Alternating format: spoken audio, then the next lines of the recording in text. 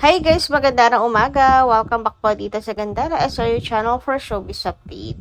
Ang tatalakayin nga natin ngayon at pag-uusapan mga kakimpaw ay pumapatungkol po dito sa pintas na suot-suot ni Kim Chiu sa Showtime kahapon and ang kaguluhan ngayon sa social media sa mundo po ng Kimpawlandia. So bakit nga ba? May kaguluhan na naman mga kakimpaw at nagtatalo-talo. So alamin po natin yan at pag-usapan sa ating video this morning. Pero bago po tayo magsimula, sa mga hindi pa nakaka-subscribe sa ating channel, pakiclick lang po tayo na ating subscribe button at notification bell na nariyan sa baba para mag-i-updated po kayo at ma-notify tuwing may bago tayong chika at balita hinggil sa Kimpaw. Maraming salamat! So, welcome back po again sa ating channel Kakipi at tumako tayo ngayon sa pagbabasa ng komento ng ating mga subscribers bilang pasasalamat sa walang sawang pagsupport at pagtutok sa atin pong mga balita. So, narito po ang comment na napili natin basahin for today. Mula po ito kay Miss Norma Dayag. Sabi niya, "Good evening, Gandara. Truly, they are very much engrossed with their future because they foresee that their popularity will soon decline. Therefore, ready na yung future na magiging anak nilang dalawa. At that time, Aki is full-fledged, graduate, and therefore, their children will be their concern and not Aki. Not for Aki. Maybe Aki can work in one of the business of his daddy if he's willing to work with her daddy. To all of these plans of our KPs, hopefully this will be materialized through constant prayers and good deeds coupled with good heart and through the good deeds with the needy.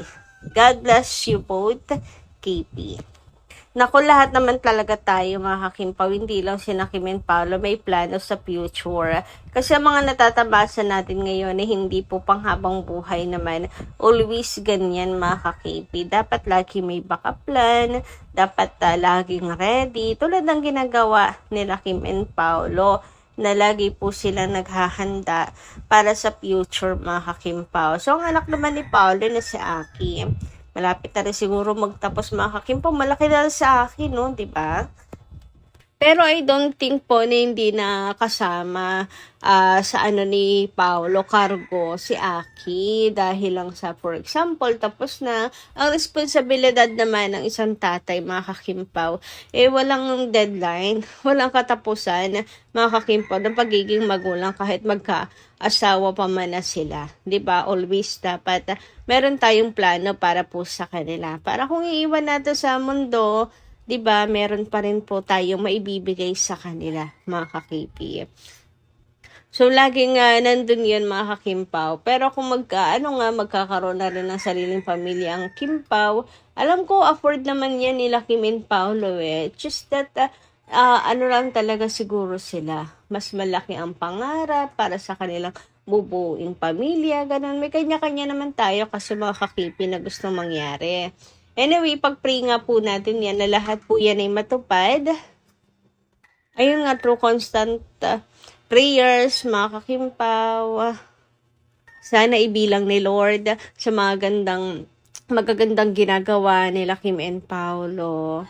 Ayan, para pagbigyan yung kahilingan na magandang buhay para po sa kanila. Naibigay naman na ni Lord, pero diba, hanggang sa pamilya na sila. Anyway, dumako naman po tayo ngayon, mga kakimpaw, dito sa last day of votings ng IMBC for Best Global Star, mga kakimpaw, artist to sasabihin ko. Best Global Star. Hanggang bukas na nga lang kasi ang botohan, mga kakimpaw, August 9.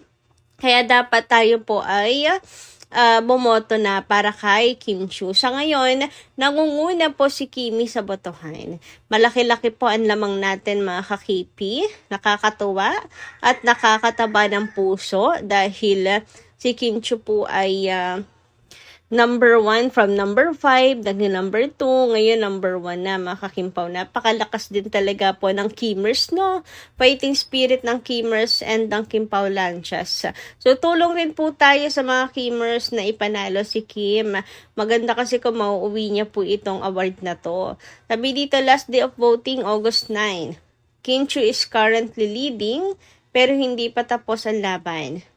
Bawat boto ay mahalaga upang mapanatili ang kanyang pwesto at maiuwi ang tagumpay. Kung mahal mo si Kim at gusto mong suportahan siya, eto na ang pagkakataon. Maglaan lang ng ilang minuto para bumoto. Sama-sama nating ipakita ang lakas ng Kimpaw Fam. Vote for Kim Chiu. Last day of voting, August 9. KST. Every vote counts. Maraming salamat sa lahat na patuloy na sumusuporta. Kaya natin to. Hashtag vote Kim Chiu. Hashtag Kim Chiu. Hashtag IMBC Awards. Best Global Star. Kimpaw Fam. Every vote counts. And I agree, mga ka-KP, every vote counts, kahit magkano lang po ang kayanin. Basta tayo po ay magtulong-tulong pag pinagsama-sama yan, mga kakimpaw.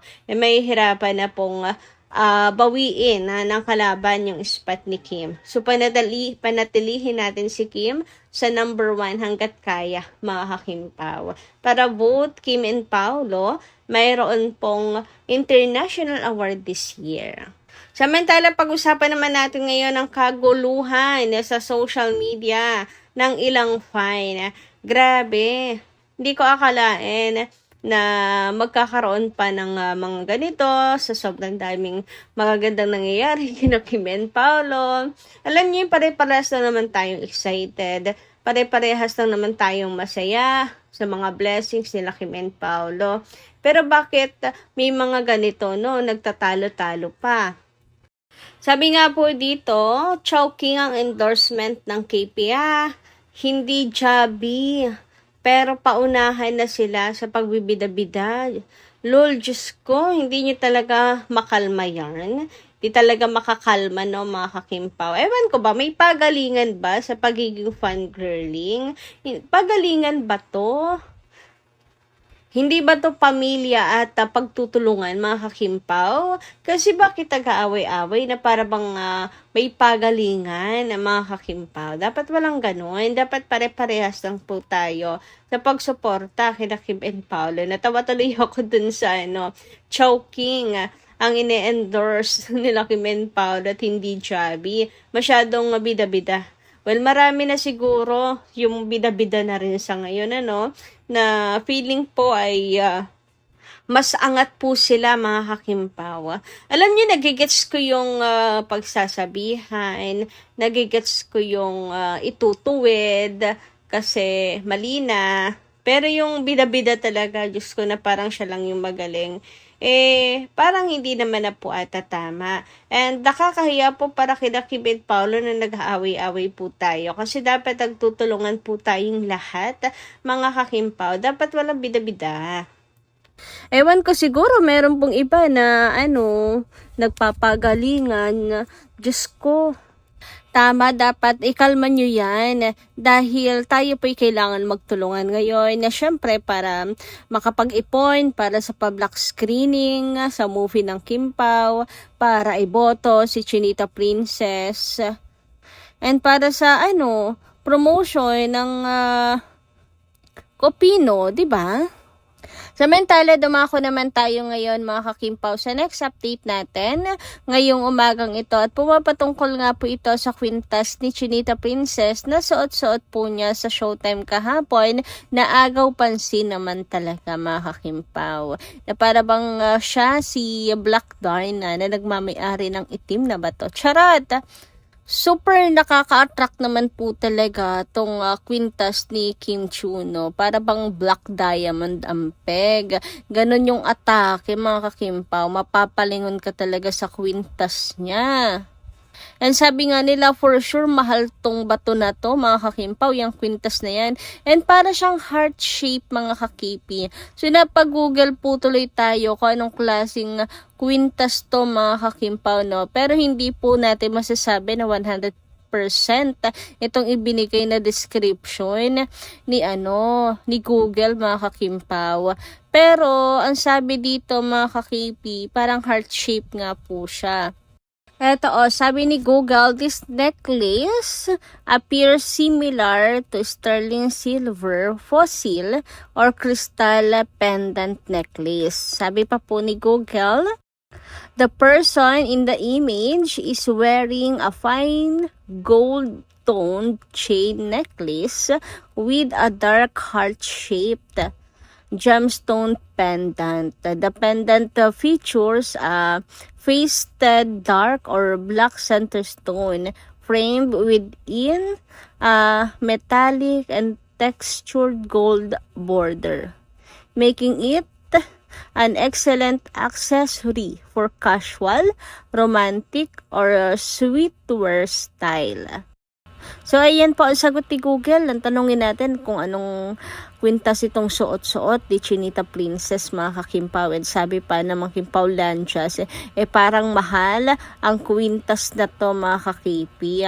Parang hindi isang taon ng sahod ng mga bashers.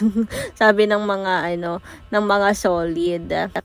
Lakas kasi makapangbatikos kay King Shu, mga gamit lang naman ni Kim, baka daw po isang taon na ng sahod ng mga bashers kung makabash naman kay Kim. Kala mo ay kung mga sino. Anyway, meron pang nagsasabi, mga kakimpaw, na marahil ito'y bigay ni Paula Avellino kay Kim bilang promise necklace sa kanya, mga kakimpaw. So, siguro daw, ito po yung promise necklace ni Pau para kay Kimi, and siya pa ay nagsuot sa leg ni Kim. So, kayo guys, ano inyo masisay tungkol dito? Comment down below. And dito lang po muna ating update. Thank you so much po sa inyong pakikinig. And kita kas po muli sa susunod natin chika.